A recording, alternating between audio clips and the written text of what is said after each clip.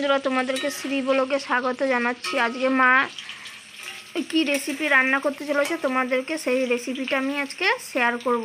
চলো দেখা যাক মা আজকে কি রান্না করছে। এই যে কাতলা মাছটাকে কেটে ধুয়ে ভেজে রেখেছে, আর এই যে বকলি ভেজে রেখেছে। বকলি দিয়ে কাতলা মাছ দিয়ে রান্না হবে আজকে। তোমাদেরকে সেই রেসিপিটা, সেই পদ্ধতিটা শেয়ার করব তোমাদের কাছে। এই যে কড়াইয়ে তেল গরম হয়ে গেছে, তাই আলুটা দিয়ে ভেজে নিচ্ছে। শিলনোড়াতে আদা কাঁচা লঙ্কা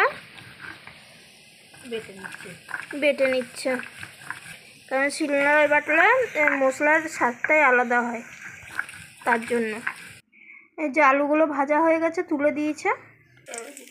এই যে জিরা ফোড়ন দিয়ে দিচ্ছে, তেল গরম হয়ে গেছে তাই তেলে জিরা ফোড়ন দিয়ে দিয়েছে। আদা কাঁচা লঙ্কা বেটে রেখেছিল সেই মশলাটা দিয়ে দিয়েছে, দিয়ে নাড়িয়ে নিচ্ছে। 3-4 কোয়া টমেটো কেটে দিয়ে দিয়েছে। লাল লঙ্কার গুঁড়ি, এই যে অল্প পরিমাণ হলুদের গুঁড়ি দিয়ে কষিয়ে নিচ্ছে। এই যে কষানো হয়ে গেছে মশলাটা, তাই ভেজে রাখা আলুটা দিয়ে দিয়েছে, দিয়ে নাড়িয়ে নিচ্ছে। এই যে বন্ধুরা কষানো হয়ে গেছে, তাই অল্প পরিমাণ জল দিয়ে দিচ্ছে। আর এগুলো মা দিয়েছে, বকুলির ডাঁটাগুলো দিয়েছে। বন্ধুরা, 2 দিন ধরে আমি বাগানে যাইনি, তাই তোমাদেরকে দেখানো হয়নি যে মা বকুলি গাছ লাগিয়েছিল। বকুলির চারা এনে সেই চারা থেকে বকুলি হয়েছে বলে আজকে মা সেই কচি কচি বকুলি দিয়ে রান্না করছে মাছ দিয়ে। এই যে কষানো হয়ে গেছে, এবার মা জল ঢেলে দিচ্ছে ঝোলের জন্য। কাতলা মাছের ঝোল না হলে ভালো লাগবে না, তাই। আর তোমরাও এভাবে সহজ সরল পদ্ধতিতে ঘরে রান্না করে দেখবে, অবশ্যই ভালো লাগবে তোমাদের। এই যে বন্ধুরা মাছের ঝোলটা এই যে ফুটে এসেছে ঝোলটা, তাই মা ভেজে রাখা বকুলিগুলো দিয়ে দিচ্ছে।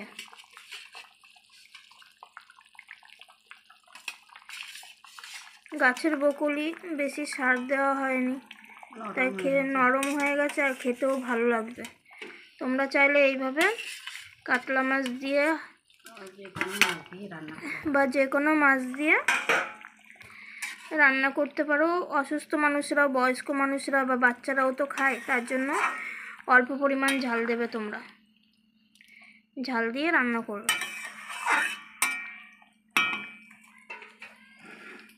আর কাতলা মাছটা এমনই, যে কোনো রেসিপি তৈরি করা হয় না কেন সব কিছুতেই ভালো লাগে কাতলা মাছটা।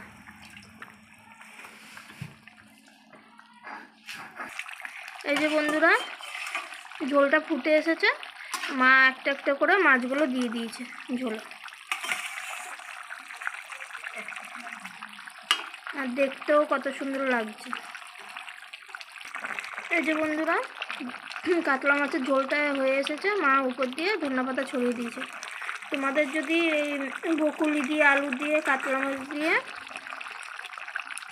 এই রেসিপিটা ভালো লেগে থাকে, তাহলে তোমরা লাইক কমেন্ট শেয়ার করতে যেন না ভুলো। তোমরা অবশ্যই চ্যানেলটিকে লাইক কমেন্ট শেয়ার করে দেবে, এবং তোমাদের যদি ভালো লেগে থাকে তোমরাও ঘরে এই পদ্ধতিতে রান্না করে দেখতে পারো।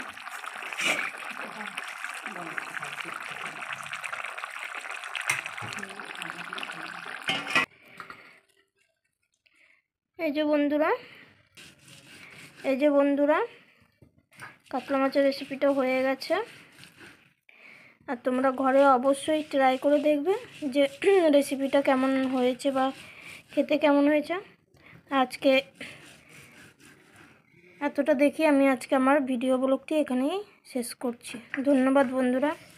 আর আপনারা যে সময় দিয়ে আমার ভিডিও ব্লগটি দেখছেন তার জন্য আপনাদেরকে অসংখ্য ধন্যবাদ জানাচ্ছি।